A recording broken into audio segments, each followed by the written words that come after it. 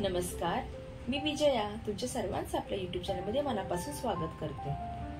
आमची दिवाळी, मुलं, पार्लरचा व्यवसाय आणि त्यात फराळ करण्याची घाई आणि फराळ करता करता येणारा थकवा देखील, पण तरी सुद्धा एक वेगळ्याच गोष्टीचा आनंद घेत असतो आपण। रात्र जागून रोज एक पदार्थ करायचा, दिवसभर पार्लरच्या ऑर्डर्स, अशी आमची ही दिवाळी चालू होती। कितीही थकवा आला तरी पूजेच्या मुहूर्ताची वेळ मात्र चुकत नव्हती।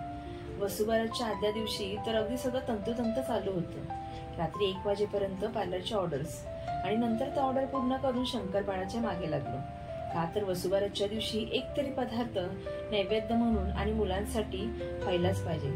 आणि सकाळी उठून जेव्हा शंकरपाळ्या बघितल्या, मग तर काय तो आनंद गगनातच मावत नव्हता। पहिली तर आमची नभा खुश आणि नभाला बघून शिवांश खुश।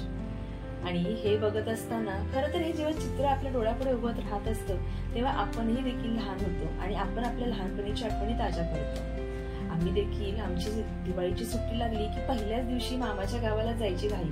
कधी एकदाची सुट्टी लागते आणि कधी एकदा बॅगा भरतो, असं व्हायचं। त्यावेळी मात्र आम्ही गावाला बेकरीची सोय नसल्यामुळे बेकरीमध्ये नानकीटाई म्हणजेच मैद्याची बिस्किटे करून गावी न्यायचो। आमच्या गाई म्हशींना म्हणजे गोठ्यातील जे जनावर असतात त्यांना नैवेद्य म्हणून आमची ही बिस्किटांची पहिली सुरुवात। आमचे आजोबा म्हणजेच आमचे आप्पा अगदी संध्याकाळ झाली की वसुबारसच्या दिवशी गाई म्हशींची पूजा करायला आम्हाला सांगायचे। आणि खरं तर तेव्हापासूनच ह्या सर्व गोष्टीची सवय लागली आहे। आणि आता जेव्हा ह्या सर्व गोष्टी आठवतो तेव्हा एक वेगळीच ऊर्जा मिळते आणि डोळ्यापुढे हे चित्र उभं राहतं। खरंच जुनं ते सोनं कितीही म्हटलं तरी। आणि ह्या जुन्या आठवणी मनाला नेहमी ताजेतवाने करत असतात आणि या आठवणीतूनच खरं तर एक वेगळी प्रेरणा मिळत असते। मला तरी स्वतःला असं वाटतं।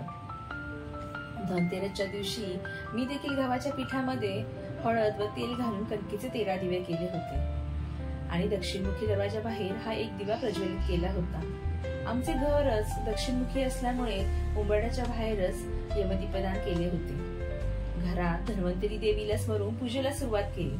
प्रथम दिवा प्रज्वलित करून कलश पूजन, नंतर घरातील आपले धान्य व कडधान्य यांची पूजा केली।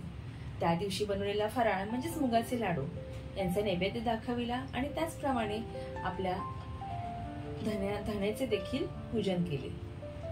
दिवे प्रज्वलित करून एक वेगळीच ऊर्जा मिळते आणि खरंच हे एक वेगळं सुख असतं। असे म्हणतात की 13 दिवे प्रज्वलित केले की 13 पटीने आपल्याला लाभ होतो, एक सकारात्मक ऊर्जा तयार होते।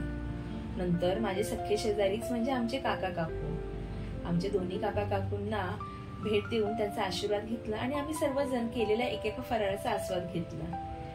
तर तुम्हाला कसं वाटलं आणि तुम्ही कशी साजरी केली आणि हा व्हिडिओ कसा वाटला हे मला कमेंट बॉक्समध्ये नक्की सांगा। व्हिडिओ आवडल्यास व्हिडिओला लाईक, शेअर आणि सबस्क्राईब करा। धन्यवाद।